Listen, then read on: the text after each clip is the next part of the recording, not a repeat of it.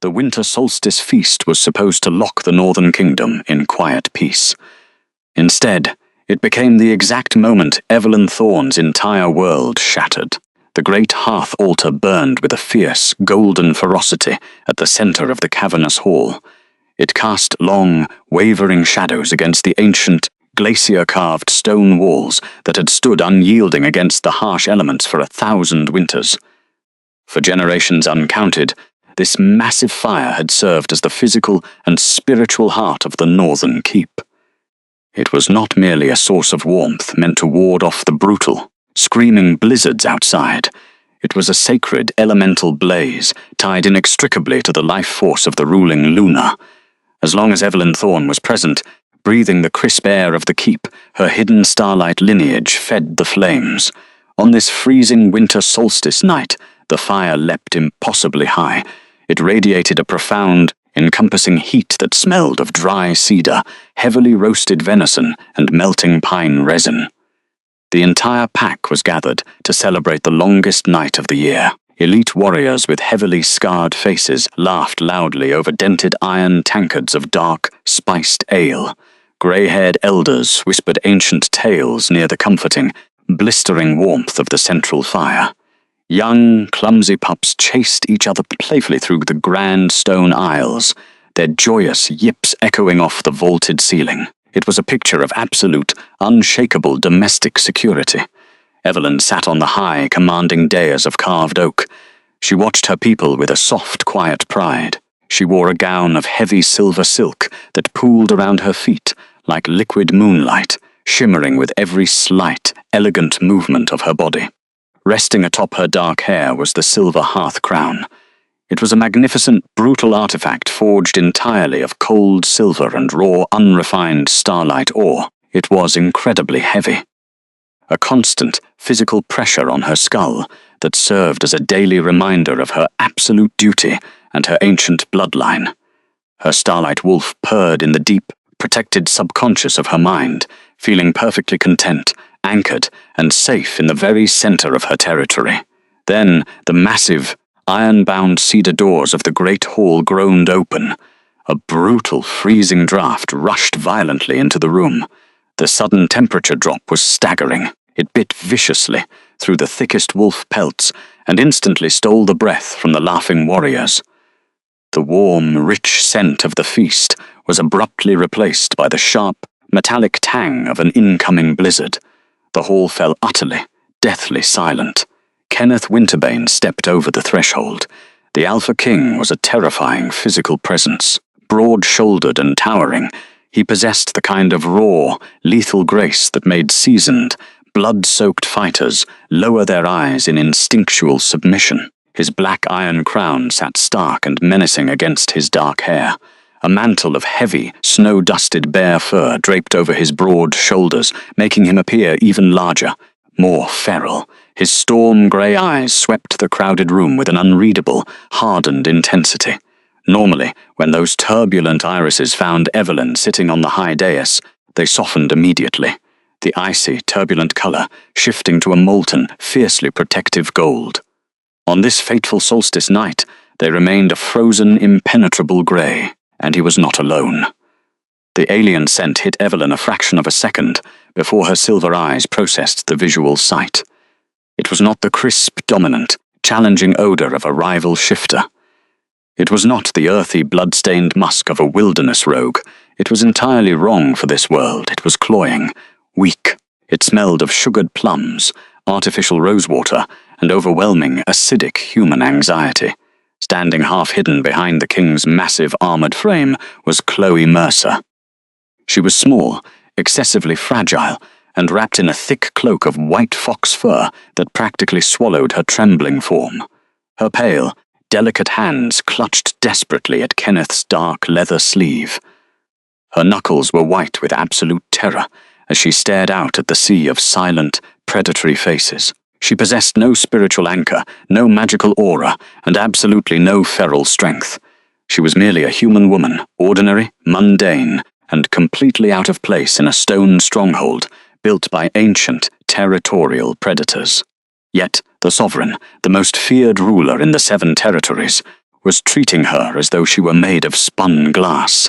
He curled his massive, scarred hand around her delicate shoulder in a gesture of unmistakable, agonizingly tender protection. The same physical protection he had once sworn exclusively to his Luna. Evelyn's inner beast stopped its peaceful purring instantly. It rose to its feet in the dark cage of her mind, the thick hairs on its back bristling. A low, dangerous rumble vibrated violently against her ribs.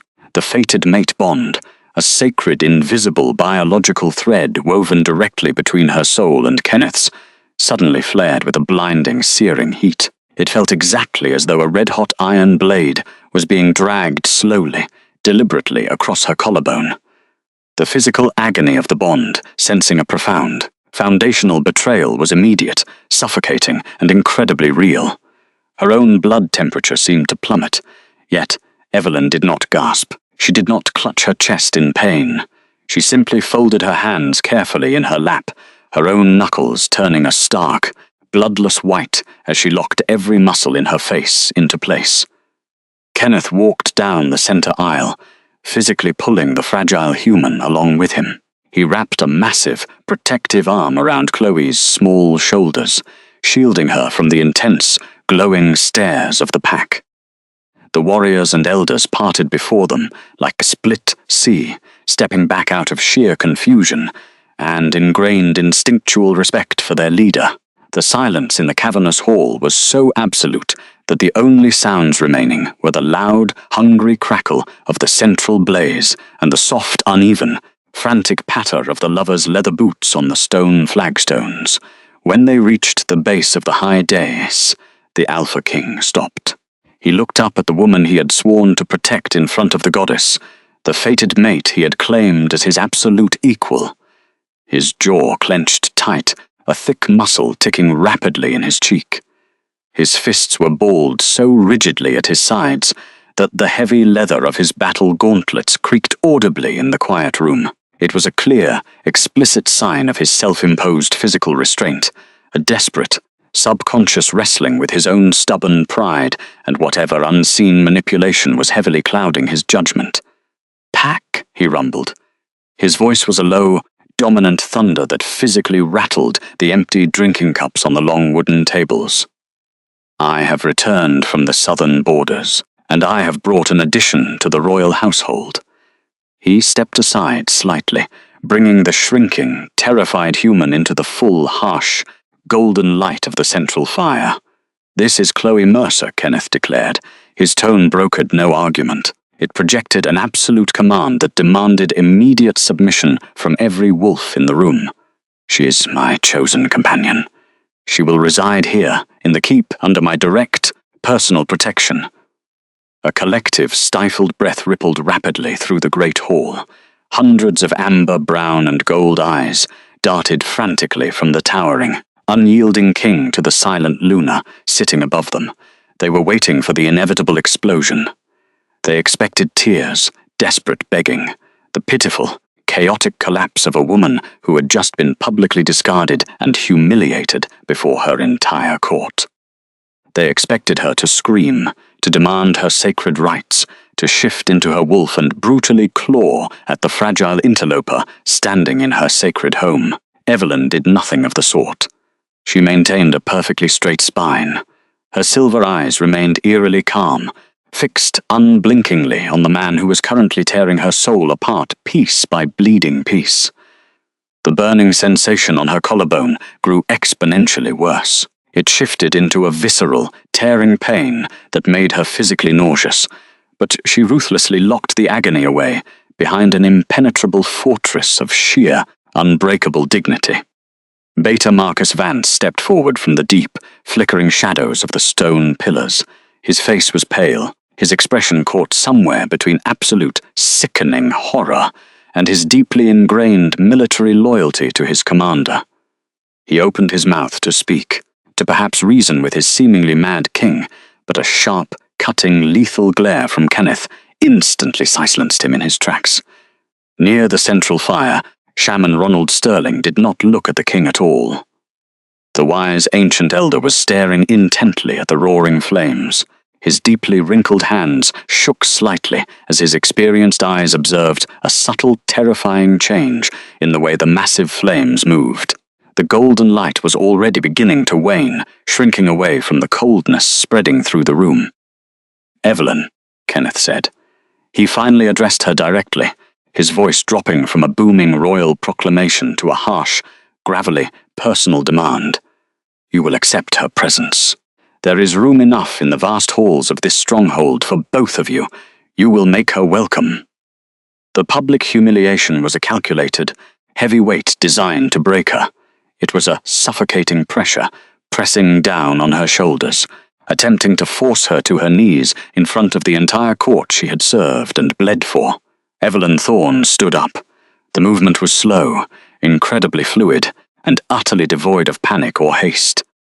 The heavy silver silk of her gown cascaded beautifully around her as she stepped down exactly one tier of the dais, placing herself physically closer to the threat. The ambient temperature in her immediate vicinity seemed to drop 10 degrees, the ancient starlight lineage in her blood answering her desperate internal call for complete emotional numbness. Not used, not owned. "Chosen," Evelyn said quietly. Her voice was not loud, but it possessed a strange, resonant, magical frequency. It carried effortlessly over the crackling fire, reaching the farthest, darkest corners of the frozen hall. "I was not used for your political gain, Kenneth. I was not owned as a pretty piece of property to decorate your territory. I was chosen by the goddess to stand as an equal," she said, her tone smooth and sharp as glass. She did not spare a single glance for the shivering human hiding behind him. She kept her intense, unblinking gaze locked entirely on the storm-grey eyes of her mate. "You bring a fragile, mundane thing into a hall of ancient predators. We are small things in a world of teeth. And you have just bared yours at your own soul." He flinched violently. The physical reaction was a rapid tightening of the skin around his eyes and a sharp, involuntary intake of breath. But she saw it clearly. He opened his mouth to argue, to issue another booming royal decree, to force her submission through sheer alpha dominance and willpower. But Evelyn did not wait for his command, nor did she give him the satisfaction of an argument. She simply offered him a slow, measured, painfully exact curtsy. It was flawless. It was the absolute epitome of courtly grace, yet utterly devoid of any warmth, respect, or love. She lifted her chin, turned her back on the Alpha King, and walked silently toward the northern corridor. She did not shed a single tear. Midnight descended upon the northern keep like a heavy, suffocating, impenetrable shroud. The winter solstice feast had ended not in joyous, drunken celebration, but in a muted, terrified, and chaotic dispersal. The pack members had slunk back to their quarters in complete silence, throwing anxious, fearful, sidelong glances toward the royal wing. The ambient, comforting warmth that usually blanketed the massive stone fortress had immediately begun to seep away. It was being rapidly replaced by an invasive, creeping, bone-deep chill that seemed to radiate outward from the very architecture of the walls. In her private chambers, Evelyn Thorne stood entirely alone. The grand bedroom was bathed in the pale, cold, unforgiving light of the winter moon, filtering heavily through the high, arching glass windows. The polished stone floor felt exactly like blocks of solid, unmelting ice against her bare feet, but she barely registered the severe physical discomfort. Her internal wolf was currently curled into a tight, pathetic, whimpering ball of pure agony. It was paralyzed by the traumatic, unnatural severing of their spiritual safety. The mating mark on the side of her neck throbbed incessantly. It was a deep, radiating chemical burn that felt as though her skin were slowly, agonizingly being peeled away from her muscles. She closed her eyes and breathed through the biological torment, one slow, shuddering inhalation, one measured, forced exhalation. She did not walk over to the massive, intricately carved cedar wardrobes that held her extensive collection of heavy royal gowns. She did not touch the velvet-lined lockboxes containing the brilliant diamonds, the rare sapphires, and the thick gold chains the sovereign had gifted her over their 5 years together. Those beautiful, incredibly expensive things belonged exclusively to the Luna of the Northern Keep. They did not belong to Evelyn Thorne. Kneeling on the freezing floor, she reached beneath the heavy oak bed frame and pulled out a single wooden case. It was small, plain, entirely unremarkable, and crafted from cheap, splintering pine. It was the exact only item she had brought with her when she had first arrived at the terrifying keep years ago as an unrecognized, low-status, exhausted outsider. She snapped the rusted iron latches open with steady, unshaking fingers. Moving with deliberate, almost robotic precision, the woman folded a thick, heavily worn woolen cloak and placed it inside the empty box. She added a simple undyed linen tunic and a pair of sturdy, scuffed leather traveling boots that had seen miles of hard dirt roads. Finally, from a small hidden drawer in her nightstand, she retrieved a dried pine branch. It was a brittle, highly fragrant memory of the deep, isolated southern woods, where she had learned to survive long before she ever knew the crushing weight of a crown. She laid the fragile branch gently on top of the rough wool and closed the lid. The wooden case was incredibly light in her hand. It contained absolutely nothing of monetary or political value, yet to her it held the entirety of her true uncorrupted identity. She walked out of her grand chambers, intentionally leaving the heavy oak door wide open behind her. The spiral stone stairs of the keep were steeped in long, oppressive Gothic shadows. The castle was dead quiet, save for the howling wind outside. There were no elite guards stationed at her door. Kenneth had likely ordered them away, perhaps out of sudden, overwhelming shame, or perhaps he was entirely distracted by the scent and the demands of his new human companion in the western wing. The mere thought sent another vicious, localized spike of searing pain directly through her chest, but she ruthlessly clamped down on it, sealing the emotion behind a massive wall of ice. Never let them see you break. Evelyn reached the ground floor and moved silently, like a ghost, toward the Grand Council chamber. The room was vast, intimidating, and dominated by a massive, circular stone table where bloody treaties were forged and brutal wars were declared. The moonlight hit the highly polished granite surface, creating a stark reflection that looked remarkably like a frozen, deadly lake. She approached the edge of the table, her breathing slow and mechanically measured. Slowly, she lifted both of her hands to her head. Her slender fingers brushed the cold, unyielding metal of her heavy diadem. For 5 long years, she had worn it with absolute honor. She had absorbed the crushing political burdens of the pack, tended to their sisk pups through long, freezing nights when the healers were overwhelmed, and stood as the unwavering spiritual anchor of the entire territory. But that sacred era was entirely over. With hands that trembled only slightly, not from sorrow, but from the sheer, staggering, physical weight of the ancient artifact, she lifted the crown from her dark hair. The release of pressure was immediate, leaving a strange echoing emptiness against her skull. She lowered the brutal ring of silver and starlight ore, setting it down carefully on the highly polished granite surface of the council table. The heavy metal made a sharp, dry, final clink. It echoed loudly through the silent, cavernous room. It sounded exactly like the locking of a heavy iron cage. Evelyn did not linger to stare at the symbol of her discarded reign. She refused to mourn a kingdom that had so easily replaced her with a fragile, scentless stranger. She turned her back on the table, her silver eyes hard, focused, and entirely dry. Bending down, she picked up the single wooden case containing her simple wool cloak, her worn leather boots, and the dried pine branch that smelled of her true, forgotten home. The cheap pine handle felt rough and genuinely grounded against her palm, a stark, comforting contrast to the cold silver she had just abandoned. Without a single backward glance, the former Luna of the pack walked out through the massive cedar doors, stepping directly into the screaming, freezing teeth of the winter blizzard. The bitter wind whipped violently at her thin dress. It tore the warmth from her skin in seconds, but the cold could not touch the absolute, unbreakable fortress of her dignity. The moment her boots crossed the final threshold, leaving the ancient boundaries of the keep forever, an imperceptible shift occurred deep within the stone foundation. The ambient magic of her starlight lineage, which had silently fed the territorial fires for half a decade, abruptly severed its connection to the earth. The massive stone pyre back in the cavernous hall flickered violently. The golden, roaring flames that had smelled of warm cedar and melting pine resin suddenly shrank. Their vibrant color dulled to a sickly pale orange. A spiderweb of actual, sparkling frost began to creep slowly, silently up the edges of the high stone walls. The air turned brittle. The stone turned to ice.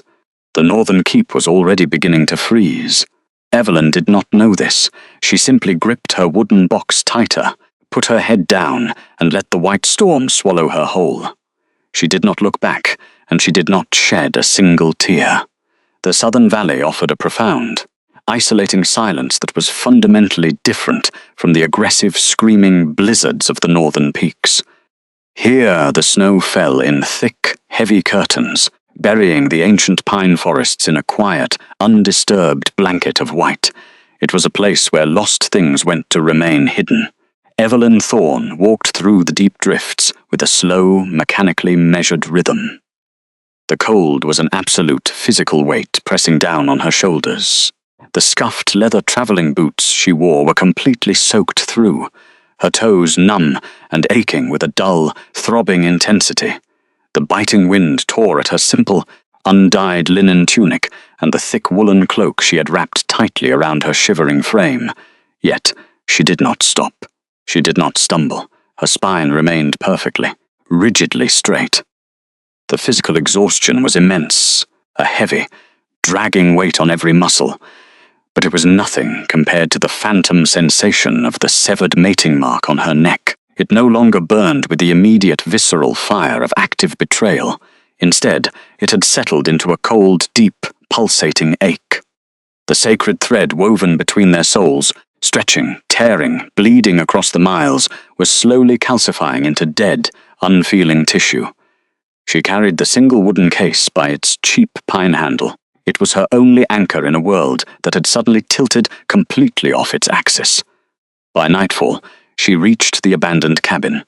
It sat nestled at the base of a towering, jagged ridge, entirely swallowed by the gothic shadows of massive ancient cedar trees. The structure was small, built of rough-hewn logs and river stone, its roof sagging slightly under the weight of the winter snow. It was a far cry from the cavernous, glacier-carved halls of the royal stronghold. There were no towering stone pillars, no high, arching glass windows, and certainly no elite warriors guarding its threshold. It was perfect.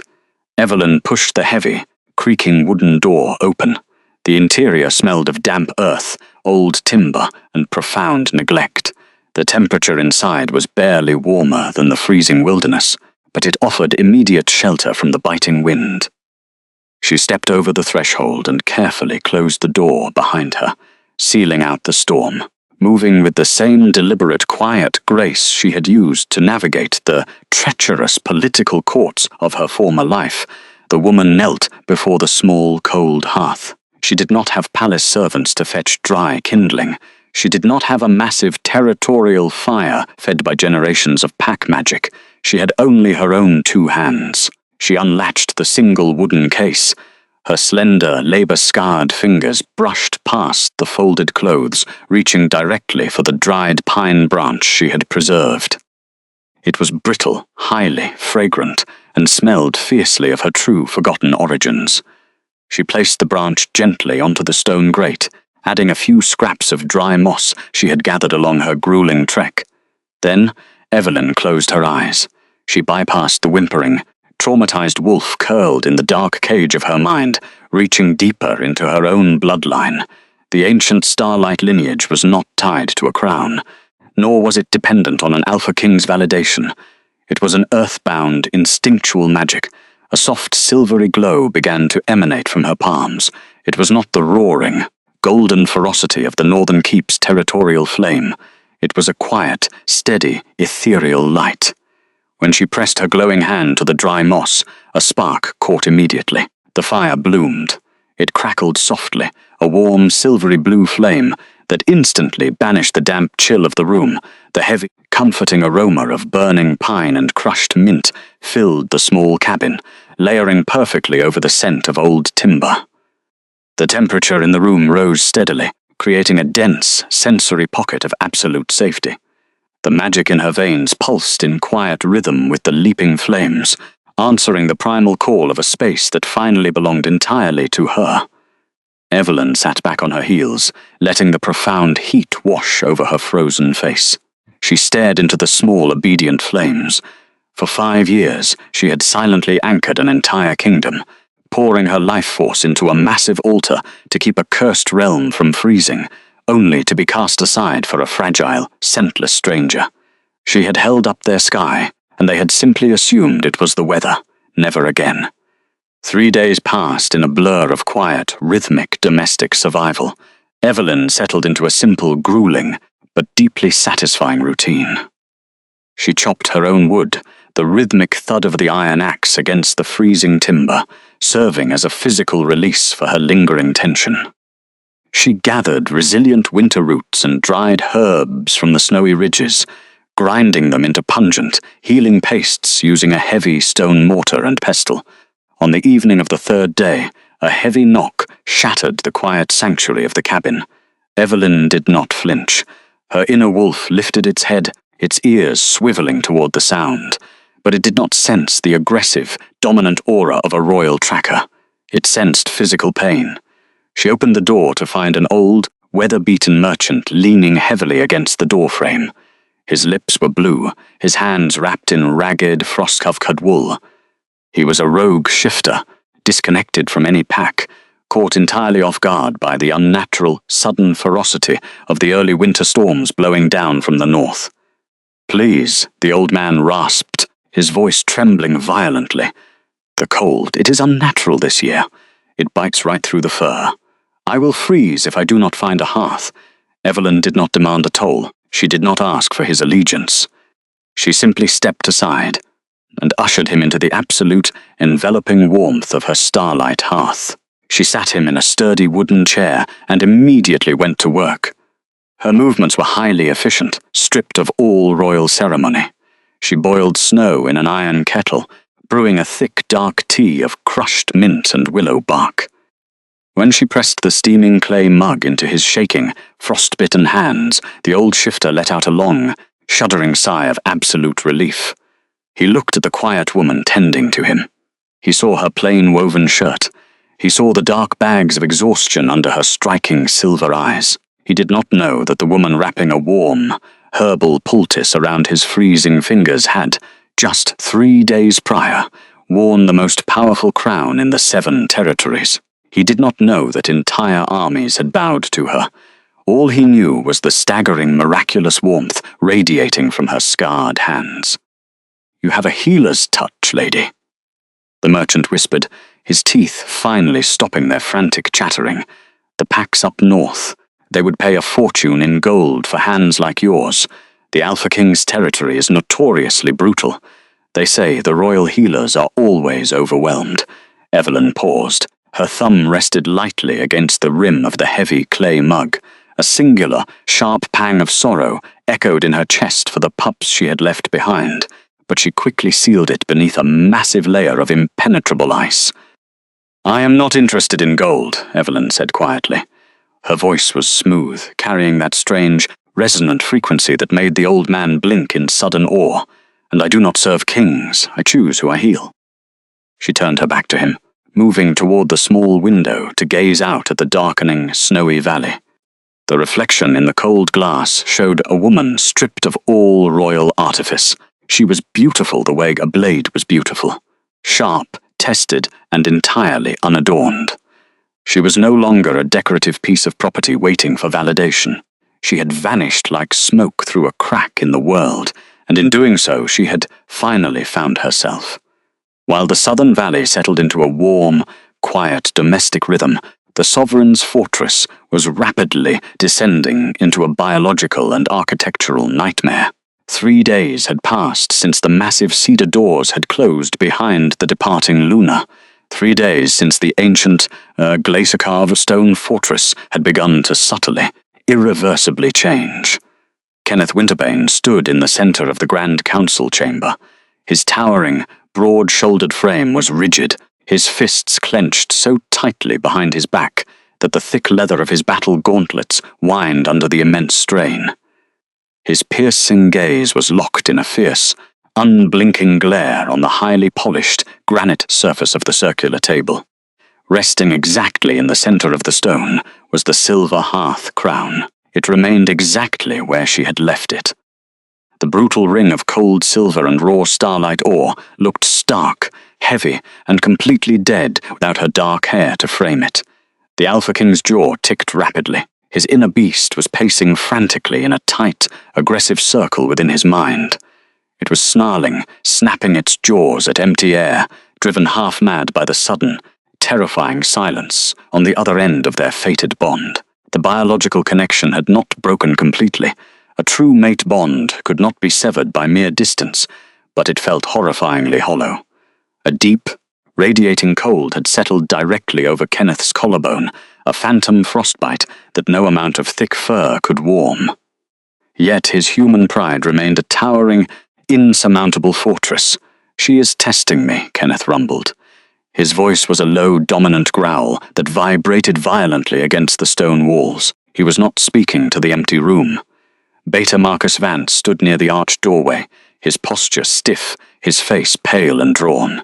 The loyal second-in-command had barely slept since the solstice feast. He looked at the discarded crown, then at the king's rigid back.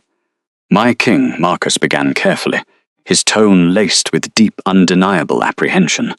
"Our scouts report no sign of her on the main roads. The blizzards have buried all tracks.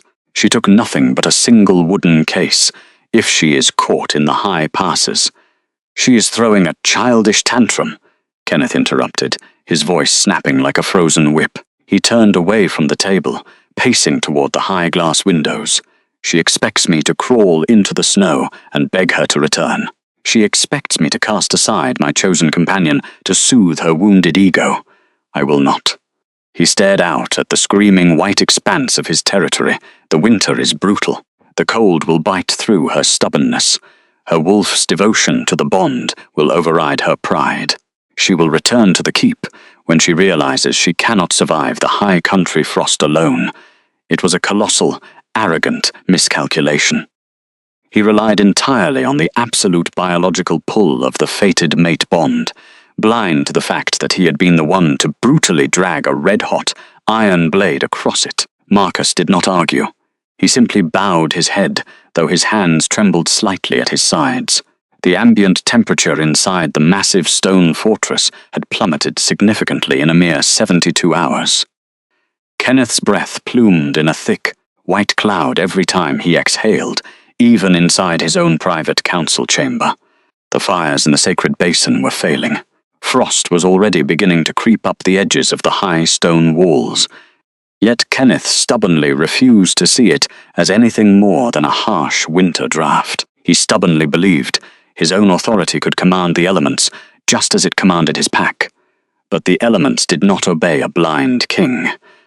By the third week, the northern keep had transformed into a complete, inescapable tomb of ice. The extreme cold deepened across the entire territory with unnatural, aggressive speed. It was not a normal seasonal shift. It was a targeted, suffocating freeze that drained the life force from the earth itself. The pack's pups were whimpering softly in the lower levels, unable to stop their small bodies from shivering violently, despite being surrounded by double layers of heavy bear fur. The elders were falling ill, their lungs rattling with fluid and frost. The ambient magic of the keep was failing completely. Kenneth strode into the great hall, his heavy boots echoing sharply on the frozen flagstones. The scene that greeted the sovereign was one of quiet, creeping devastation. At the center of the room, the great hearth altar was dying. The massive, territorial fire that had burned with a fierce, golden ferocity for generations was shrinking rapidly. Servants frantically shoveled dry cedar and heavy oak logs into the stone grate, but the wood refused to catch properly. The flames were a sickly, pale orange, choking on thick, grey ash. They emitted no heat, only a thin, acrid smoke that stung the eyes. Huddled entirely too close to the dying embers was Chloe Mercer. The fragile human was swathed in layers of heavy white fox fur, shivering uncontrollably. Her pale, delicate hands hovered over the weak flames, seeking a warmth that simply did not exist. The cloying, artificial scent of sugared plums and rosewater rolling off her skin was frozen and brittle in the frigid air. It mixed sickeningly with the smell of dying ash. Kenneth's inner wolf recoiled violently as the scent hit his nostrils. Instinctually, the ancient predator within him recognized the devastating truth. This fragile creature possessed no spiritual anchor. She was completely useless to the pack's survival. She provided no ambient magic, no territorial protection, and absolutely no warmth. The beast wanted to bare its teeth and drive the interloper out into the snow, desperate to clear the space for the true missing Luna. However, Kenneth forced the primal instinct down. He clamped an iron restraint over his own biology, walking forward to place a massive, scarred hand on Chloe's trembling shoulder. It was a stubborn, desperate attempt to validate his own disastrous choice. "It is freezing, Kenneth," Chloe whispered weakly, her voice thin and grating against the oppressive silence of the hall. Why will the fire not burn? Before the king could offer a comforting lie, a deafening sound shattered the quiet. It sounded exactly like a cannon firing inside a closed vault. It was sharp, violent, and carried the heavy, undeniable weight of a dying mountain. Everyone in the great hall flinched. Elite warriors dropped their hands to their iron blades, their amber eyes scanning the shadows frantically for an attack. But the threat was not an enemy pack. It was the architecture itself. Near the edge of the high dais, Shaman Ronald Sterling was standing perfectly still, his deeply wrinkled face drained of all color. He was pointing a trembling hand at the dying embers. A thick, jagged fissure had violently split the solid granite right down the middle. Spidery patterns of ice were physically crawling out from the fresh crack, spreading rapidly across the stone floor like a living, predatory disease. The frost was thick, unnatural, and completely unresponsive to the pathetic, dying flames of the hearth. Kenneth froze. His massive hand tightened painfully on his lover's shoulder, completely oblivious to her sudden whimper of discomfort. His grey irises widened in absolute, paralyzing shock. "The wards," Shaman Ronald whispered. The elder's voice carried over the panicked murmurs of the pack, heavy with the weight of ancient, forgotten history. "The territorial wards are rotting." Marcus stepped forward, his breath visible in the freezing air. "Shaman? What is happening?" "The stone. It does not freeze like this." Ronald slowly turned to look directly at the Alpha King. There was no fear in the old man's eyes, only a profound, devastating pity. "This is not weather, Beta Marcus," Ronald said solemnly, his voice shaking with the sheer gravity of the revelation. "This is the Winterbane, the ancient curse placed upon the royal bloodline of the North. It was written in the old texts that the sovereign's soul would eventually freeze the very earth he stood upon, turning his kingdom into a monument of dead ice." Kenneth's jaw clenched so hard a muscle threatened to snap. "The Winterbane is a myth, a story meant to frighten unruly pups in the dark." "It is no myth, my king," Ronald countered, pointing a trembling hand at the dying flames. "For 5 years you have ruled in absolute warmth. For 5 years the ice has been kept at bay, not by your iron crown, not by your military strength." The shaman took a slow, deliberate step toward the shivering human wrapped in fox fur before turning his gaze back to the towering sovereign. "It was kept at bay by her," Ronald stated, the words falling like heavy anvils in the dead, silent room. "The woman you cast aside. The starlight lineage was the only earthly magic, pure enough to anchor the territorial fires against your cursed blood. She absorbed the frost so you could rule in the light. This human, she carries no spiritual anchor. She is empty. Without Evelyn Thorne's magic, your curse is unleashed." A profound, suffocating silence slammed into the hall. The Alpha King stared at the cracked stone pillar. The reality of his colossal mistake began to violently dismantle the impenetrable fortress of his pride. He had assumed Evelyn was simply a beautiful, quiet woman who happened to be his fated mate.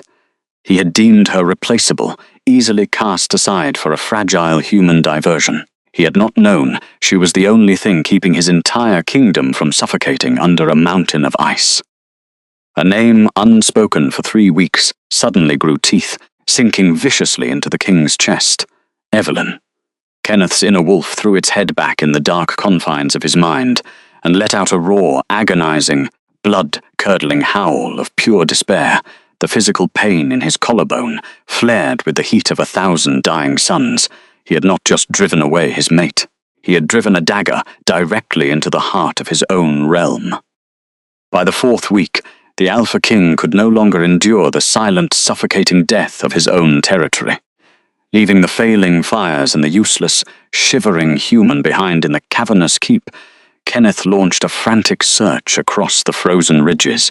He did not take a battalion of elite warriors. He went alone, entirely consumed by the physical agony of the decaying, neglected mate bond. The blizzards were aggressive, screaming torrents of white ice that lashed against his thick fur. He shifted into his massive black wolf, driven entirely by biological desperation. The cold was absolute, biting right through his coat, freezing the moisture on his snout, but he refused to stop. The phantom frostbite over his collarbone had spread, creeping into his chest, freezing the very chambers of his heart. Every step he took without her felt like dragging an iron chain across broken glass. He spent days tearing through the high passes. He dug through snowbanks. He snarled at the howling wind. His striking eyes were wild, bloodshot, and completely devoid of royal composure. The king was dead. There was only the beast, starving for the scent of warm cedar and melting pine resin. For days he found nothing but dead ice. Then, finally, near the edge of the southern valley, he caught it, a faint, incredibly distant scent of pine and crushed mint. It was barely a ghost of a trace, buried beneath layers of heavy snow, but to Kenneth's freezing, desperate senses, it was a beacon of pure, burning gold. He lunged forward, his massive paws tearing up the snowdrifts as he followed the scent trail down into the shadow of the ancient cedar trees. It was the 5th week of the winter freeze when Kenneth Winterbane finally found her. He was severely weakened. The Winterbane curse, unchecked by her presence, was turning his own blood to slush. The unnatural cold had seeped into his bones, draining his immense supernatural stamina. By the time the small, rough-hewn log cabin came into view, the Alpha King was barely dragging himself forward. He shifted back to his human form, his broad-shouldered frame swaying violently in the biting wind. He was not wearing his iron crown. He was not wearing his battle gauntlets. He was just a dying man, stumbling toward the only source of warmth left in the world. He collapsed heavily onto his knees right at the threshold of the cabin. His large hands, numb and blue with frostbite, struck the heavy wooden door. It was a weak, pathetic sound, completely stripped of all dominant authority. The door opened. Evelyn Thorne stood in the doorway, framed by the bright silvery blue light of her starlight hearth. She was wearing her modest cloth garment, her hands dusted with dried herbs. The heavy, comforting aroma of burning pine rolled out from the cabin, washing over Kenneth's freezing skin like a physical embrace. His inner wolf let out a pathetic, shuddering whimper of relief. Mate, he tried to rumble, but the word came out as a broken, shivering rasp. His storm-grey eyes, once so commanding and cruel, looked up at her with profound, begging desperation. He expected her to shatter. He expected her to drop to her knees and drag him into the warmth, crying tears of joy that her sovereign had finally come for her. Evelyn did not move.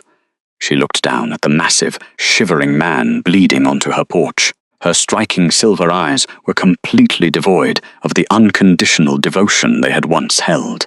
There were no tears. There was no pity. The massive layer of impenetrable ice she had built over her heart held firm. "You are freezing the wood, Kenneth," she said quietly, her voice smooth and carrying a businesslike detachment that felt worse than a physical blow. She did not address him as her king. She did not address him as her mate. She treated him entirely as a freezing, burdensome stranger who had shown up uninvited at her door. "Please," Kenneth rasped, his pride completely shattered on the icy floorboards. "Evelyn, the cold. If you die on my threshold, it will draw scavengers," Evelyn stated, her spine perfectly, rigidly straight. Without another word, she stepped aside, offering a narrow space for him to enter. She did not reach out to help him up. She did not offer him the soft touch of her labor-scarred hands. She simply waited, cold and unyielding, as the most powerful wolf in the 7 territories dragged his broken body across the floorboards. As soon as he was inside, she closed the heavy cedar door, sealing out the blizzard. She did not offer him a warm blanket. She did not kneel to tend to his wounds. Establishing the strictest of boundaries, she stepped back into the shadows of the hearth, leaving him to nurse his own wounds. The shadows of the silvery blue starlight fire stretched long and distorted across the rough-hewn floorboards of the cabin, casting flickering shapes that danced against the timber walls. Evelyn stood perfectly still in the warm enclosed space, a silent and unyielding guardian of her own sanctuary. She watched the once terrifying sovereign of the Northern Keep reduced to a shivering, broken mass at her feet. The ambient temperature inside the small room was thick, profoundly comforting, and smelled heavily of crushed mint, dried lavender, and burning pine resin. It was the scent of survival, yet the man bleeding onto her threshold carried the distinct, suffocating aura of an open grave, pulling a vacuum of icy death into her safe haven. The dark frost creeping up his pale skin was a visceral testament to his own absolute arrogance. It was actively necrotizing his flesh. Kenneth pulled himself forward by a fraction of an inch, his blackened, frost-bitten fingers dragging against the cheap wood, leaving thin smears of frozen blood. His heavy battle gauntlets were gone, lost somewhere in the hundreds of miles of screaming blizzards and treacherous ice he had violently forced himself through. His broad-shouldered frame, usually a towering monument of lethal, predatory grace that commanded absolute obedience from thousands, shook with violent, uncontrollable tremors. His familiar gaze was entirely bloodshot, the irises blown wide with a frantic, instinctual panic that had completely overwritten his human pride. He opened his mouth to speak, to perhaps issue a royal command or a desperate plea, but all that escaped his cracked blue lips was a wet, rattling wheeze that sounded like tearing parchment. Evelyn did not rush to his side. She did not drop to her knees. She did not cradle his massive, heavy head against her chest the way she once would have. Desperate to ease his burdens, she simply looked at him, her face a smooth mask of starlight and stone. Her spine remained a rigid, unbending line of absolute dignity. The mating marks scarred deep into the delicate skin at the side of her neck began to throb with a vicious, localized heat. It was a biological siren screaming at her, burning with the instinctual demand to bridge the physical gap and heal her dying mate. It hurt beautifully, terribly, but she ruthlessly locked the primal instinct away behind a massive, impenetrable fortress of psychological ice. She had spent 5 years being the invisible, unappreciated shield for his kingdom, quietly absorbing the brutal cost of his lineage while he looked right through her. She was no longer a piece of royal property obligated to fix his catastrophic mistakes. A sudden, sharp spasm seized the Alpha King's chest. He coughed violently, his massive frame convulsing as a splatter of dark, freezing slush hit the clean floorboards. The profound, agonizing physical deterioration happening right in front of her was not merely the result of a harsh winter storm. The sacred thread woven between their souls, stretching, tearing, bleeding across the miles, carried the horrific truth directly into her own nervous system. It was an invasive, parasitic rot. It was the ancient decree of the Winterbane coming to collect its due. 400 miles to the north, the grim reality of that rot had already plunged the royal stronghold into a terminal nightmare. The ancient stronghold was no longer a sanctuary of ancient stone and unyielding territorial strength. It had become a sprawling, inescapable tomb. The lethal frost had entirely breached the inner sanctums, completely ignoring the thickest velvet tapestries and the heaviest iron-reinforced doors. It was a targeted, magical absolute zero that drained the ambient life force directly from the air, turning every exhalation into a cloud of crystalline dust. The most devastating toll was taken on the most vulnerable. Deep in the lower levels, where the hearth fires usually roared the brightest, the pack's young and old were actively dying. Thick, double layers of heavy bear and wolf fur were entirely useless against a cold that originated from the sovereign's own cursed bloodline. Pups whimpered weakly in the dark, their small, fragile bodies shivering so violently that they could not sleep, their lips turning a sickening, bruised blue. The elders, veterans of countless brutal territorial wars who had survived fangs and claws, found their lungs filling with fluid and sharp, microscopic shards of ice. The proud, fierce wolves of the north were being quietly, mercilessly suffocated in their own beds. They were fragile prey in a realm of predators, and the apex hunter here was the freezing cold itself. In the center of the cavernous great hall, the massive stone altar was entirely dead. The great hearth altar stood as a grim, terrifying monument to the broken bond. There was no golden ferocity to push back the shadows. There was no comforting smell of roasted venison or melting pine resin. There was only a massive, pathetic pile of cold, grey ash and cracked granite. The spidery patterns of ice that had started near the base of the dais, the moment Evelyn set the silver hearth crown aside, had now consumed the entire room, crawling up the ancient pillars and turning the vaulted ceiling into a jagged, heavy canopy of deadly icicles. Huddled in the absolute center of this devastation, shivering uncontrollably on the high dais, was Chloe. The fragile human lover was wrapped in 5 layers of elite winter pelts, sobbing hysterically into her pale, delicate hands. The cloying, artificial scent of sugared plums and rosewater that had once captivated the blinded king had turned completely sour, reeking of raw, pathetic terror and impending death. She possessed absolutely no spiritual anchor. She offered no ambient magic to push back the encroaching cold.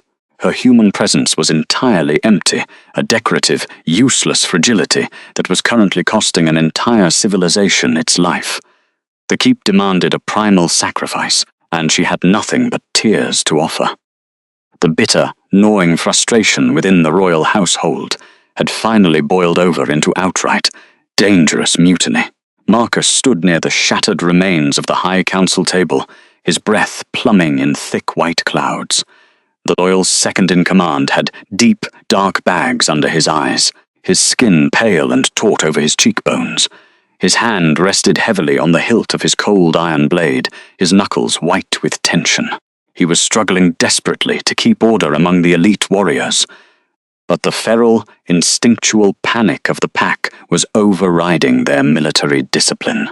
They were predators trapped in a freezing cage, and their amber eyes were turning increasingly, murderously hostile toward the shivering human weeping by the dead ashes. They smelled the weakness. They smelled the end. "We cannot survive another night of this," Marcus had gritted out, his voice sharp and ragged, echoing off the frost-coated stones as he addressed the empty throne. "The pups are fading. The women are freezing. We traded the sun for a candle, and the wind blew it out." The realization of the sheer magnitude of the betrayal had fractured the pack's fierce loyalty. They did not blame the weather. They blamed the king. Deep beneath the frozen great hall, down in the darkest, forgotten crypts of the stronghold where the founders were buried, Shaman Ronald had finally uncovered the exact, terrifying mechanics of their doom. The wise, ancient elder sat at a cracked stone desk, his gnarled hands trembling violently as he carefully turned the brittle, dust-covered pages of the ancient records. The massive tome was bound in pale, hardened leather, its heavy iron clasps rusted with centuries of neglect. The ink upon the thick parchment was dark and reddish-brown, written in the crushed bone and dried blood of the first Alphas. Marcus had descended into the freezing crypts, following the scent of old paper and despair, to find the old man weeping silently over the open pages. "It is not just the stone," Marcus, Ronald had whispered, his voice echoing hollowly against the frost-covered walls, completely stripped of its usual spiritual reverence. The shaman pointed a shaking finger at the dense, archaic runes. The Winterbane curse was never a myth. It is a biological parasite, tied directly to the sovereign's soul. The beta had stepped closer, his jaw tight, his own wolf whining at the heavy scent of inescapable doom. "What do the ancient records say, old man? How do we burn it out?" "We do not," Ronald stated, closing his eyes in profound, devastating despair. "The text is absolute. The Alpha's bloodline is fundamentally corrupted by the ice. The only countermeasure ever forged by the goddess was the pact with the starlight lineage. A true lunar of that blood does not merely sit on a dais and wear the silver hearth crown. She acts as a living, breathing, magical filter. She absorbs the necrotic cold of the king's soul and converts it into the territorial fire." Marcus stared at the heavy book, the horrific realization finally sinking in, heavy as a stone in his gut. And without her, the Winterbane curse consumes the beast first, Ronald explained, his voice dropping to a terrified rasp. The Alpha's inner wolf begins to actively decay. It rots from the inside out. Kenneth's physical strength will fail. His mind will shatter. He will become a feral, freezing monster before his heart finally stops. And when the king dies to the frost, the territory dies with him. There is no recovery. There is no cure. There is only her. This absolute, uncompromising truth was the sole reason the sovereign had finally broken. It was not a sudden, romantic epiphany that had sent Kenneth Winterbane tearing out into the screaming blizzards, leaving his fragile new lover behind. It was the desperate, undeniable biological reality of a dying realm and a rotting soul. The ancient records had officially confirmed that Chloe Mercer was worse than useless. She was a death sentence. The physical decay of his own wolf had forced him to plan a desperate recovery hunt, completely stripping away the last, stubborn remnants of his towering royal pride. He had to cross the frozen ridges. He had to drag himself to the feet of the woman he had humiliated, or his entire lineage would be permanently erased from the earth. The violent, burning throbbing of the mating mark snapped Evelyn abruptly, back to the present moment in the warm, cedar-scented cabin. The geographical distance meant absolutely nothing to the biological tether. She could feel the exact, agonizing echo of the necrotic rot tearing through the massive man currently kneeling on her floorboards. Kenneth lifted his heavy, storm-grey eyes to meet her cool, unblinking silver gaze. His broad chest he heaved with the effort of simply breathing. The thick muscle in his jaw ticked erratically, a final, pathetic sign of his self-imposed physical restraint, as he fought the overwhelming feral urge to lunge forward and press his freezing, dying skin against her radiant warmth. He clamped his fists tightly against the floor, voluntarily keeping his dangerous, corrupted body away from her. He was terrified of hurting her, terrified of his own monstrous condition. "The keep," Kenneth rasped, his voice a hideous, grating sound of tearing metal. "The pups, they are dying, Evelyn." He did not offer a grand, poetic apology. He did not attempt to justify the catastrophic humiliation of the winter solstice feast, where he had demanded she accept Chloe into the royal household. He simply laid the horrific, unvarnished truth of his failure at her feet, offering it up as a bloody sacrifice. "The central fire is dead, Evelyn. Cold stone and grey ash. It will not burn for her. It only burns for you." The silence in the small, cedar-scented cabin was absolute, save for the wet, tearing sound of the Alpha King's laboured breathing. Evelyn Thorne did not move. She simply stared down at the massive, shivering man who had once been the centre of her entire universe, her hands calmly folded before her. The violent throbbing of the mating mark, scarred deeply into the delicate skin of her neck, did not merely transmit his current, pathetic physical state. The fated mate bond was a highly sensitive biological conduit, an ancient thread woven between their souls, stretching, tearing, bleeding. In that moment of his absolute vulnerability, it violently forced her to endure the exact sensory nightmare of his journey. She felt it all. The memory of his hunt crashed into her mind with the crushing force of a frozen avalanche. Through the jagged, bleeding connection of the neglected mate bond, Evelyn felt his inner beast screaming in pure, unadulterated agony. The Alpha King had not tracked her with the strategic, calculated prowess of a royal predator. He had been completely blinded by the screaming blizzard, his massive paws torn and bleeding as he threw his weight against snowdrifts that stood as high as castle walls. The Winterbane curse had acted like a physical, biological parasite. She could feel the echo of it in her own veins, a terrifying, invasive chill that dropped the temperature of his blood until it turned to a sluggish, agonizing slush. Every single muscle in his broad-shouldered frame had seized during the trek, screaming for a relief that did not exist in the white wasteland. The cold had bitten right through his thick, black fur. It had formed a heavy, suffocating armor of ice over his back, weighing him down until his belly dragged against the jagged rocks hidden beneath the snow. The skin of his paws had literally torn away on the sharp ice, his blood freezing the instant it hit the ground, forming cruel, jagged ice claws that dug deeper into his own flesh with every desperate step. It had calcified his joints. It had frozen the moisture in his lungs, turning every desperate inhalation into a lungful of shattered glass. He had dragged his dying body through the high passes driven by sheer, feral desperation.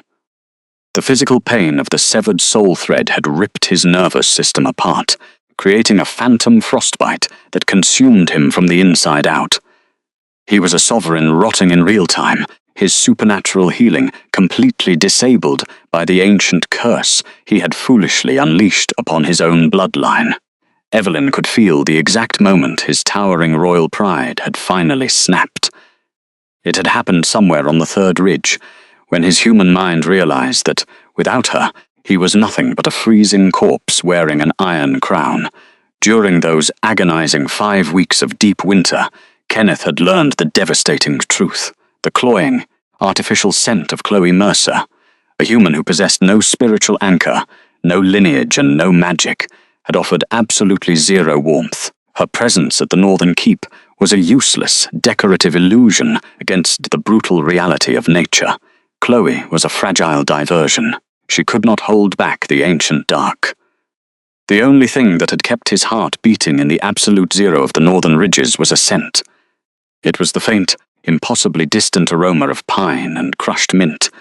In the horrific, vivid memory flashing across her own nerve endings, Evelyn felt how Kenneth's beast had latched onto that specific scent profile as if it were a physical rope, suspended over a bottomless abyss. The starlight magic, embedded deeply in her scent, had been the only biological beacon, cutting through the screaming torrents of white ice, and the sterile, metallic smell of the winter storm. His wolf had howled into the wind, a pathetic, shattered sound of a creature desperately trying to outrun its own dying biology. The phantom smell of melting pine resin had dragged him, inch by brutal inch, across the lethal expanse of the southern valley. His clouded vision had been completely blind to the treacherous terrain, focused solely on the invisible trail of warmth she had left behind in her wake. He had crawled through the snow, stripped of his iron crown, stripped of his heavy battle gauntlets, and stripped of his arrogance. He had been reduced entirely to an instinctual hunger for his true anchor. The sheer magnitude of his physical suffering was staggering. It would have killed any elite warrior in his pack days ago. But the Alpha King had forced his heart to keep pumping, powered by the terrifying realization of his own catastrophic mistake. He had realized, too late, that the woman he had, publicly humiliated at the winter solstice feast, was the only thing keeping his entire kingdom from suffocating under a mountain of ice. Now that grueling, impossible journey was over, but the damage was catastrophic. Kenneth was barely inside the cabin. His massive frame was practically draped over the rough-hewn threshold, his heavy leather boots still half exposed to the biting draft, seeping under the heavy cedar door. He had dragged himself out of the physical storm, but his soul was still entirely trapped in the ice. The dark, necrotic frost creeping up his pale neck was not melting in the ambient heat of the room. It was actively fighting the silvery blue starlight fire radiating from Evelyn's hearth, creating a violent, localized temperature clash that caused the air immediately around him to shimmer and distort. His dark hair was matted with frozen blood and heavy clumps of snow that refused to thaw. He lifted his heavy, storm-grey eyes. They were completely devoid of any royal command. There was no alpha dominance left in him, no towering arrogance to shield his colossal vulnerability. They were the bloodshot, frantic eyes of a starving, freezing animal that had finally reached the hearth, only to realize he had forgotten how to ask for the fire. Warmth, Kenneth begged. The word was a wet, rattling gasp, barely audible over the crackling of the logs. It was a sound that completely shattered the terrifying myth of the kingdom's invincible sovereign. To speak the single syllable required immense physical effort, his throat lined with microscopic shards of frost that tore at his vocal cords with every exhalation. He did not reach for her. He kept his blackened, frost-bitten fingers clamped rigidly to the floorboards, his knuckles white with the immense, agonizing effort of self-restraint.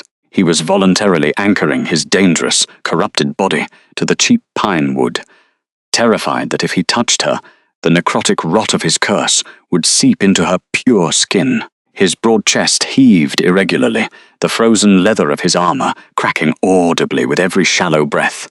A low, pathetic whimper vibrated deep within his throat as his inner wolf rolled onto its back in the dark cage of his mind, submitting entirely and unconditionally to the woman standing above them.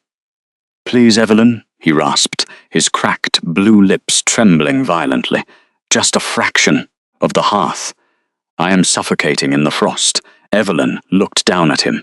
Her own starlight wolf was pacing frantically in her subconscious, clawing desperately at its mental restraints. The instinctual, biological demand to bridge the physical gap, to drop to her knees and wrap her radiant warmth around her freezing mate, was overwhelming. The mating mark on her collarbone burned with a vicious, searing heat, screaming at her to heal him, to absorb his pain as she had done silently for so long. She remembered the countless nights she had quietly siphoned the cold from his bones, after long, grueling council meetings, a vital, invisible labor he had entirely taken for granted. She remembered the physical weight of the royal circlet upon her brow, heavy with the responsibility of an entire territory's survival. She did not yield. Evelyn locked the primal instinct away behind a massive, impenetrable fortress of psychological ice. She stood perfectly still, her spine a rigid, unbending line of absolute dignity. The heavy, comforting aroma of burning pine rolled around her, highlighting the stark contrast between her radiant, self-made safety and his decaying aura. When she had walked out of the northern keep 5 weeks ago, carrying nothing but her single wooden case, she had resigned herself to a life of quiet isolation. She had built this sanctuary with her own bleeding hands, surviving the brutal snows by drawing on her own deep reserves of magic. She had healed a freezing rogue merchant when he stumbled onto her property. She had chopped her own wood. She had proven to herself that she did not need a king to survive. She was no longer a decorative piece of property waiting for validation. She had spent her entire tenure as his Luna, being the unappreciated shield for his kingdom, and she would not simply melt because he had finally realized he was freezing.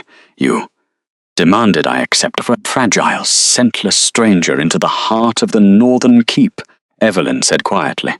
Kenneth physically recoiled at the mention of Chloe Mercer. The extreme cold of the past 5 weeks had brutally stripped away all illusions. Her presence in the keep had only accelerated the decay. Shaman Ronald had warned him that a human could not survive the spiritual void left by a true Luna, let alone anchor a cursed bloodline. But his pride had deafened him to the warnings. Her voice was smooth, carrying that strange, resonant frequency that vibrated effortlessly in the small room. She did not yell, she did not sneer. Her tone was completely, devastatingly calm, delivering each word with surgical precision. "I was blind," Kenneth choked out, his vocal cords tearing further. "I thought the great hearth altar burned because of my bloodline, but it turned to ash the exact moment you laid the silver hearth crown on the council table." "I watched the flames die, Evelyn. I thought it was a temporary fluctuation. I thought my alpha blood was enough to command the elements. I was a fool. You thought the keep protected you because it was built by your ancestors," she countered, her silver eyes hard and unblinking. "You believed the ancient territorial fires burned on your authority alone. You assumed the warmth was a birthright, handed to you simply because you wore an iron crown. But stone is just stone, Kenneth. It holds no loyalty. Stone does not bleed for you. Stone does not love." Kenneth flinched violently, as if she had struck him with a physical blade. He squeezed his bloodshot eyes shut, a tear of semi-frozen slush escaping his lashes to hit the floorboards with a soft, pathetic tap. "We are small things in a world of teeth," Kenneth, Evelyn continued, delivering the stoic warning without a single ounce of pity. "The winter does not care about your royal titles. The ancient pacts do not care about your pride. You brought a mundane human into a stronghold built by predators, completely blind to the starlight magic that actually kept the ice at bay. You traded a sacred, biological anchor for a fragile diversion, and you expected the elements to bow to your delusion." She took one slow, measured step forward. The heavy silver silk of her past was long gone, replaced by the simple, undyed linen tunic of a survivor. She stopped exactly 3 feet away from his trembling form, refusing to bridge the final gap. "Marcus is trying to hold the borders," Kenneth whispered, his voice cracking on the beta's name. "But the pack is turning on itself. The frost. It drives them mad." Shaman Ronalds searched the ancient records of the first alphas. He found the truth. The Alpha King's massive frame shuddered as another violent wave of necrotic cold assaulted his nervous system. The Winterbane curse. It isn't just cold, Evelyn. It is a biological parasite. Without a starlight Luna, it will turn me into a feral monster. It will destroy the territory. And now, my pups are dying. My elders are suffocating in their own beds, and my beast is rotting from the inside out. The Alpha King let out a broken sob. It was a raw, hideous sound that tore through the quiet cabin, completely devoid of any regal composure. The most feared ruler in the 7 territories was weeping on her floor, utterly destroyed by the consequences of his own blindness. His broad shoulders shook, the black leather of his coat cracking under the strain of the frost. He did not attempt to make excuses. He did not try to leverage his royal authority. He simply offered his failure as a bloody, freezing sacrifice at her feet. "You came to my threshold begging for warmth," Evelyn stated, her gaze locking onto his devastated, pleading eyes. "But you do not get to claim the Luna's fire after discarding the woman. A name spoken in arrogance grows teeth, my king, and a bond discarded in the frost breeds ice." She looked at his blackened hands, clamped so desperately to the wood to keep himself from rushing her.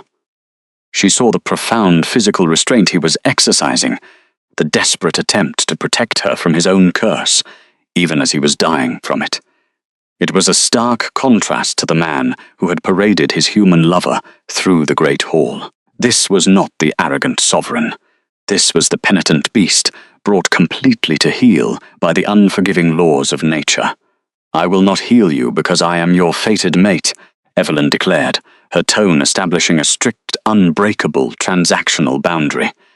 "I am no longer your property to be summoned, nor am I a convenient tool to warm your kingdom when your human diversion fails. If I help you, and if I return to the keep, it is solely because I refuse to let innocent pups pay the price for their sovereign's colossal arrogance. Do you understand me?" Kenneth Winterbane did not argue. He did not attempt to negotiate or demand his fated rights.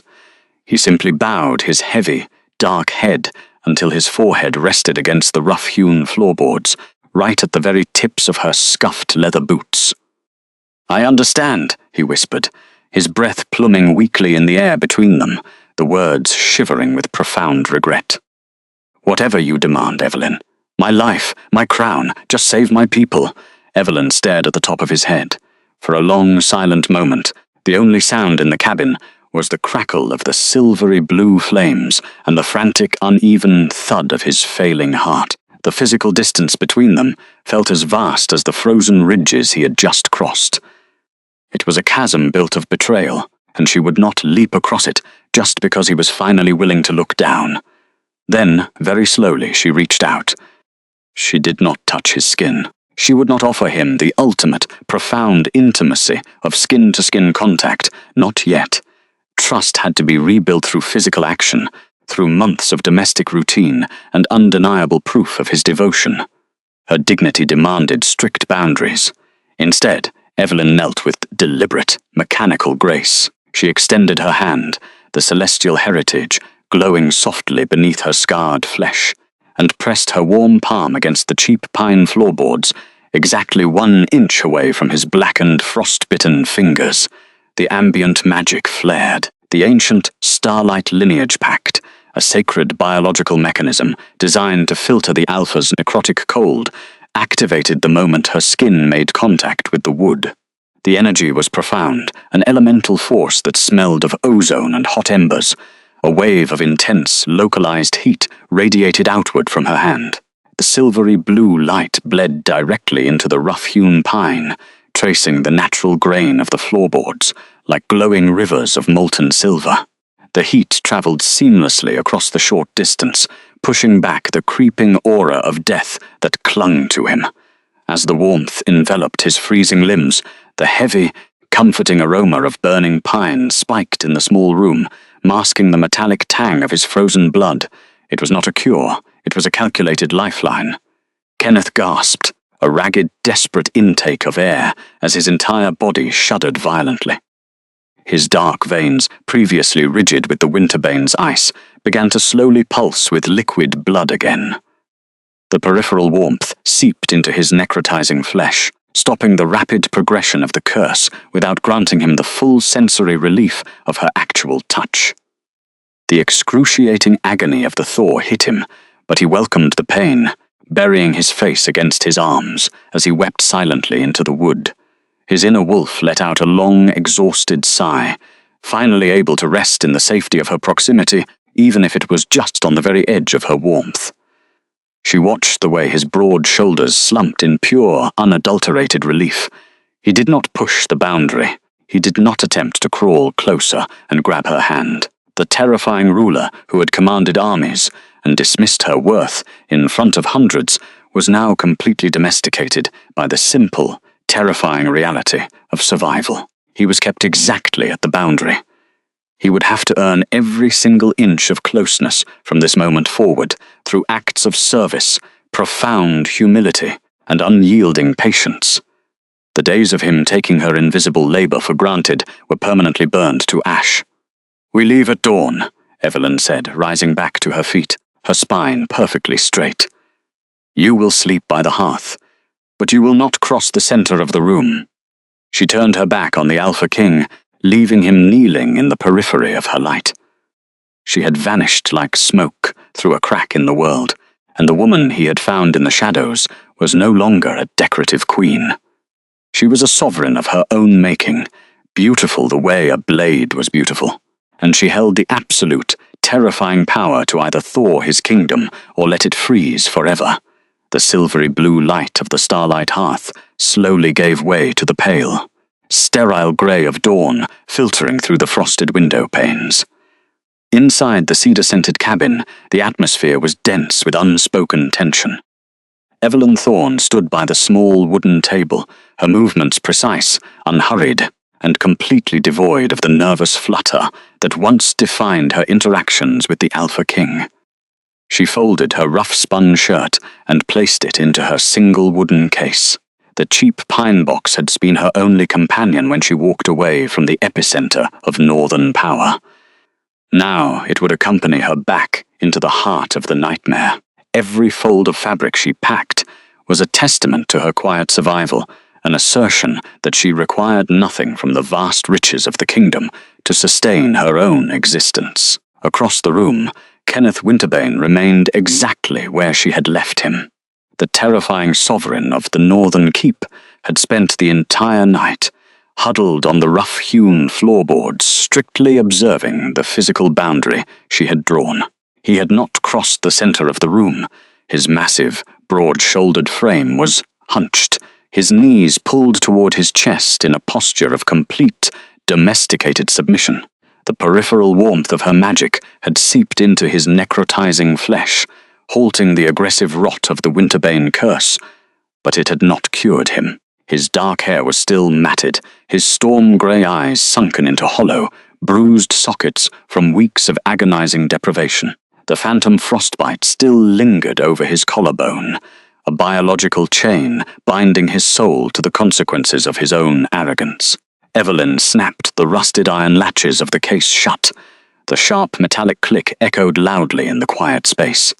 Kenneth flinched slightly, his inner beast lifting its head in the dark cage of his mind, whining softly at the sharp sound. He watched her every movement with the desperate, unbroken focus of a starving animal tracking a distant light. The fated mate bond, the sacred thread woven between their souls, stretching, tearing, bleeding across the miles, now pulsed with a tentative agonizing hope on his end. But on her end, it remained sealed behind a massive, impenetrable fortress of psychological ice. "The storm has broken," Evelyn said, not looking at him. Her voice was smooth, maintaining that strange resonant frequency that vibrated against the timber walls. "The high passes will be treacherous but passable. We leave now." She did not offer him a warm cloak. She did not prepare him a hot broth to soothe his torn vocal cords. She walked toward the heavy cedar door, her scuffed leather boots making soft, rhythmic sounds on the floorboards. She was no one's tool, no one's possession, but an equal by divine right. He had treated her as property, a convenient tool to warm his kingdom, while his eyes wandered to fragile distractions. He had assumed her devotion was a biological guarantee. Now, he was experiencing the terrifying reality of a woman who had chosen to walk away and could easily do it again. Kenneth struggled to his feet. His calcified joints popped audibly, the frozen leather of his ruined armor grinding against itself. He swayed violently, his massive hands reaching blindly for the wall to steady his failing equilibrium. He clamped his jaw shut, refusing to let out a sound of pain, terrified that any display of weakness might cause her to change her mind and leave him to rot. He was exercising absolute micro-tactile self-restraint. When she walked past him to open the door, he deliberately shrank back, pressing his broad shoulders against the timber, ensuring that not a single inch of his cursed, freezing skin accidentally brushed against her pure, starlight aura. Evelyn noticed the gesture. Her silver gaze tracked the deliberate space he maintained. It was a stark, jarring contrast to the domineering alpha who had once paraded a fragile, scentless human through the great hall, physically crowding Evelyn's space to force her submission. He was learning, but it was only the beginning of a lifelong penance. The heavy door swung open, revealing a world buried in blinding white. The ambient temperature plummeted instantly as the freezing wind rushed into the cabin, desperate to swallow the warmth. But Evelyn stepped out onto the porch, and the cold did not touch her. She closed her eyes and called upon the primordial magic in her blood. A soft, silvery blue glow erupted from her skin, forming a visible, radiant halo around her simple woolen cloak.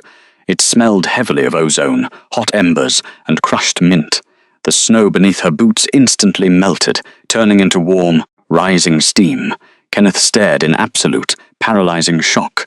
For 5 years he had believed her magic was merely a passive filter, a quiet, invisible labor that occurred naturally in the background of his reign. He had never seen her weaponize it. He had never seen the sheer, elemental magnitude of the power she had kept leashed to make him feel like the undisputed sovereign. "Walk strictly within my shadow," Evelyn commanded, stepping off the porch and carving a path of bare, steaming earth through the massive snowdrifts. "If you fall behind, the frost will take you. I will not stop to carry you. Kenneth, my only objective is reaching the innocent before their lungs fill with ice." The journey back across the northern ridges was a grueling, silent march through a graveyard of ice. The landscape was unrecognizable. Ancient pine trees were encased in thick, spidery patterns of ice, their branches snapped and dangling like broken bones under the immense weight of the freeze. The sky above was a flat, unforgiving slate grey, offering no sun, no hope, only the promise of more snow. Evelyn led the way, her spine perfectly, rigidly straight. The single wooden case swung gently from her hand. She did not falter. She did not slip on the treacherous, hidden ice floes. Her starlight magic acted as an absolute shield, a moving sanctuary of warmth that pushed back the deadly, targeted cold of the ancestral freeze hanging over the territory. Behind her, Kenneth walked in absolute silence, placing his heavy boots exactly into the steaming footprints she left behind. He was a terrifying predator reduced to a desperate follower. Every time the wind shifted, carrying the heavy, comforting aroma of melting pine resin from her skin directly into his nostrils, his inner wolf let out a soft, pathetic whimper of relief. The biological pull of the fated bond was agonizing. He wanted nothing more than to close the distance, to wrap his freezing arms around her waist and bury his face in her dark hair, begging for the total sensory relief of her touch. Hours bled into a numbing eternity of white powder and jagged stone. The phantom frostbite in Kenneth's chest threatened to paralyze his lungs, his breathing turning into shallow, rattling wheezes. Yet he forced his massive frame forward, powered entirely by the sight of her unwavering posture. She was a beacon of pure burning gold in a world of dead white. As they reached the final overlook, the sprawling valley of Valdron opened up below them. The Alpha King stopped, his breath catching painfully in his throat. The northern keep, the ancient glacier-carved stone fortress that had stood as the invincible heart of his empire for generations, was a complete ruin. It looked exactly like a massive, jagged iceberg jutting out of the earth. Thick, unnatural glaciers had formed over the high arching windows. The grand watchtowers were completely encased in a suffocating layer of blue-white frost, the heavy iron banners snapped off and buried. There were no patrols. There was no smoke rising from the chimneys. It was a monument of absolute, suffocating death. Evelyn stopped at the edge of the cliff, looking down at the frozen tomb. Her silver eyes were hard, calculating, and entirely dry. "My kingdom," Kenneth whispered, the words tearing like rusted metal from his throat. He fell to one knee in the snow, overwhelmed by the sheer catastrophic scale of his failure. "I destroyed it. I traded the sun for a fleeting, hollow diversion, and the wind blew it out." Evelyn slowly turned her head to look at him. She did not offer a comforting platitude. She did not reach down to pull him up. "You forgot my name, Kenneth," she said quietly, the words carrying easily over the howling wind. "You saw the crown on my head, and you felt the warmth in the hall, but you forgot the woman generating it. You believed a fragile human could replace an ancient pact, simply because you commanded it so. But a name unspoken for 5 years grows teeth, and those teeth have bitten your realm to the bone." He bowed his head, accepting the verbal blade without flinching. "I will never forget again, if you burn this frost away, if you save them. I will kneel before you in front of every surviving wolf. I will strip myself of my title. I will be your guard, your servant, whatever you demand." "I demand nothing but my autonomy," Evelyn stated, her tone shifting into a sharp, unyielding absolute. "I am not returning to take back the position of Luna. I am returning to unbind the innocent from your catastrophic mistake. When the fire is restored, I will hold the ultimate authority of the hearth. You will not command me. You will not claim me. You will earn the right to stand in my presence day by day until I decide otherwise." "I accept," Kenneth rasped instantly, his hollow gaze lifting to meet hers with frantic, desperate sincerity. "I accept, Evelyn, completely." She held his stare for a long, agonizing moment, searching for any trace of the towering arrogance that had once blinded him. She found nothing but a shattered man, terrified of the dark, willingly handing over the keys to his soul. She turned back toward the frozen keep. "Then let us wake the dead." They descended into the valley, the heavy iron gates of the outer courtyard standing wide open, frozen permanently on their rusted hinges. The snow here was littered with the bodies of frozen ravens and shattered stone gargoyles that had cracked under the extreme temperature drop. The silence was absolute, a heavy, oppressive blanket that felt heavier than the snow itself. As Evelyn crossed the threshold of the stronghold, the ambient, necrotic magic of the parasitic frost immediately sensed her presence. The air itself seemed to hiss, a violent, localized temperature clash erupting as her silvery blue starlight aura collided with the lethal cold. The ice crawling across the flagstones violently retreated from her scuffed leather boots, melting into harmless puddles of water before immediately turning into hot steam. She walked straight to the massive, heavy cedar doors of the great hall and pushed them open. The cavernous room was a nightmare of gothic shadows and lethal cold. The high, vaulted ceiling was a jagged canopy of massive, deadly icicles poised to drop like guillotines.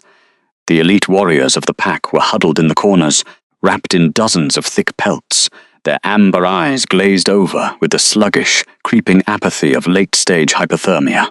Near the center, a group of frantic mothers were curled tightly over their whimpering pups, desperately trying to shield the fragile bodies with their own freezing flesh. Standing near the shattered remains of the High Council table was Marcus Vance. His face was a ghastly, pale mask, his lips entirely blue, frost clinging to his eyelashes. His hand was practically frozen to the hilt of his iron blade, loyalty keeping him upright even as his biological systems failed.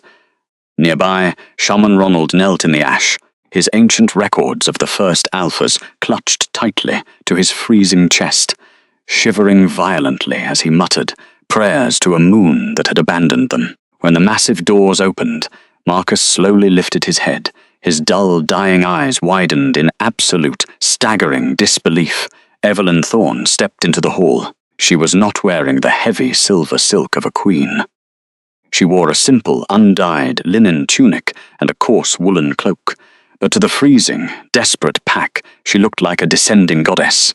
The soft, radiant halo of starlight magic surrounding her pushed back the oppressive shadows, filling the dead air with the heavy, miraculous scent of burning pine and crushed mint. Behind her, dragging his ruined body like a penitent ghost, came the Alpha King.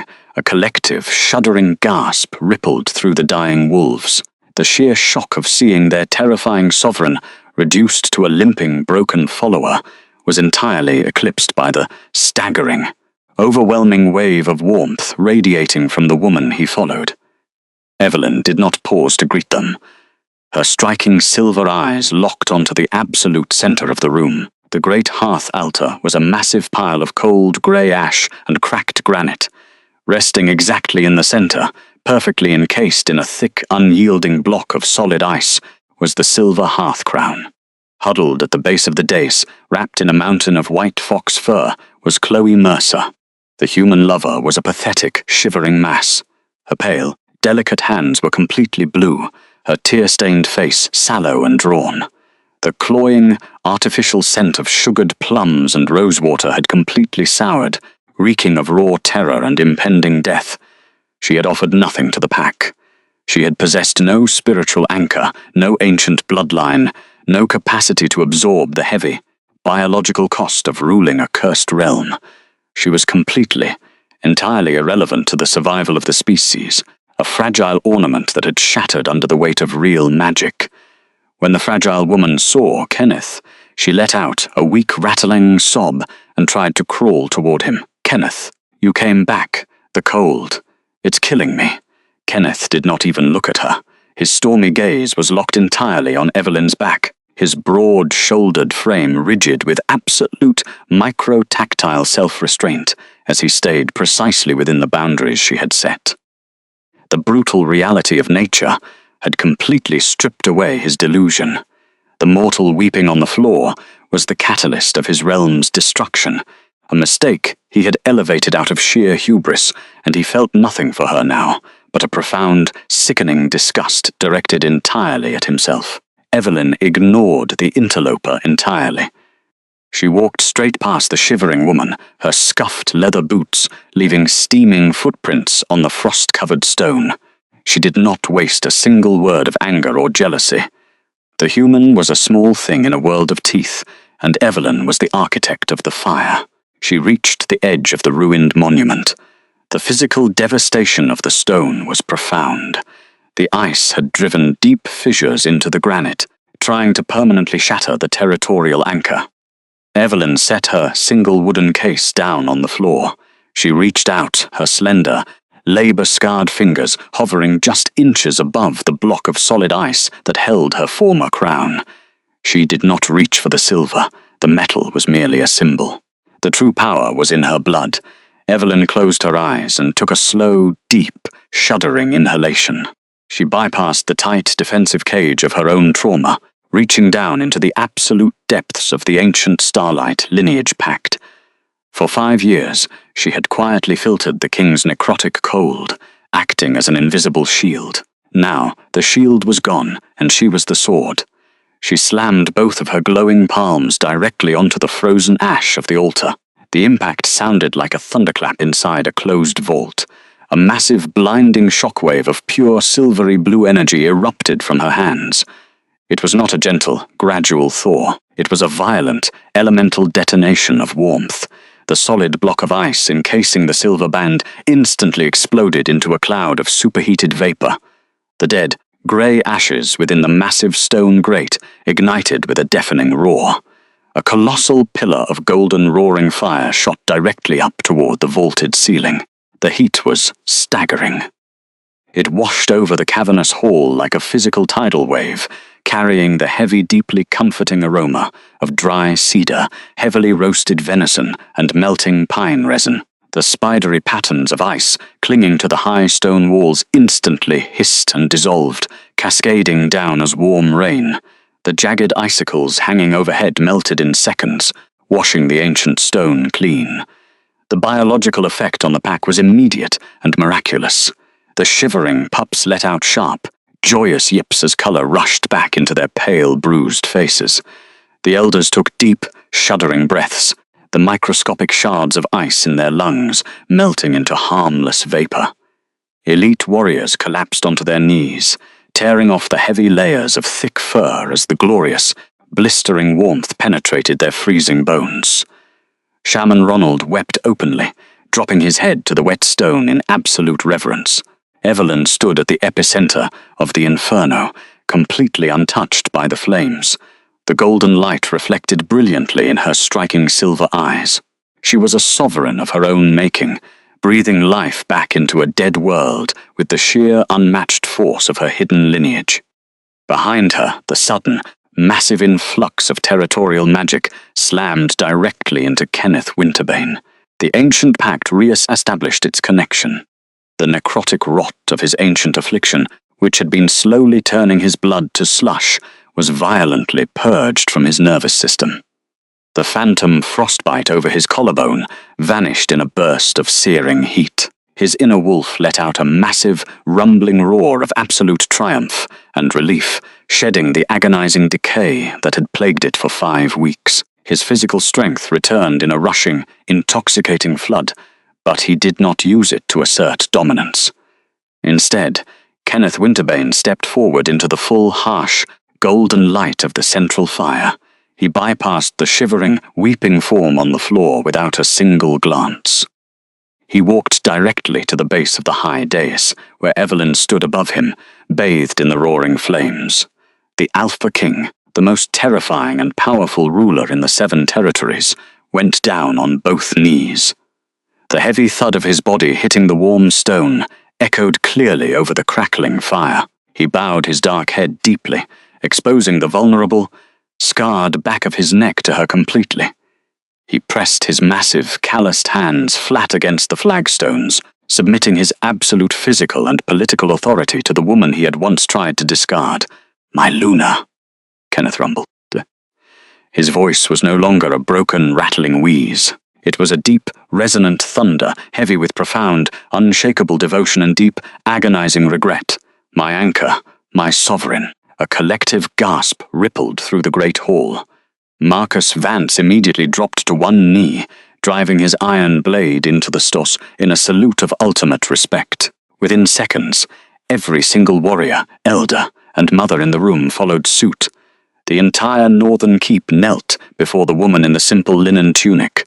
The human was left sitting entirely alone in the center of the bowing wolves, her white fox fur slipping from her shoulders as she stared in wide-eyed, horrified realization at the absolute irrelevance of her existence here.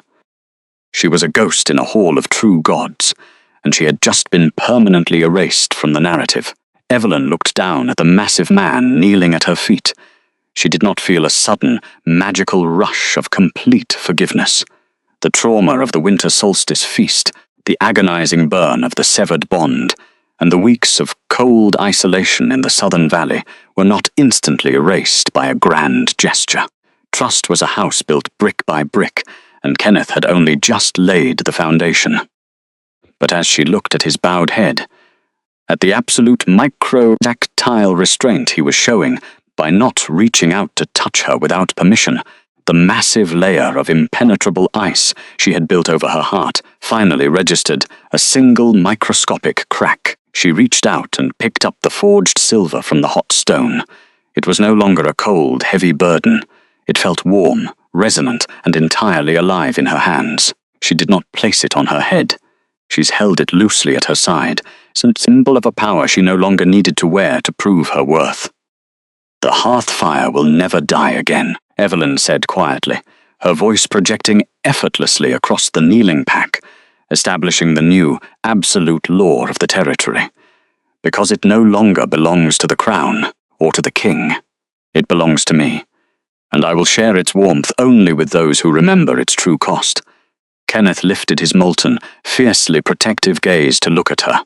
His eyes burned with a lifetime of promised penance. He did not ask for a timeline. He did not demand an immediate return to their marital bed. He simply nodded, accepting the long, grueling path to redemption that lay before him. The thawing of Valdron would be remembered for generations. The historians would write of the winter that nearly swallowed the kingdom, and the Alpha King, who was forced to crawl through the snow to find his soul. But the true story remained in the quiet, burning embers of the great hearth altar. It was the story of a woman who refused to weep when she was discarded, who vanished like smoke through a crack in the world and returned to rebuild it from the ashes.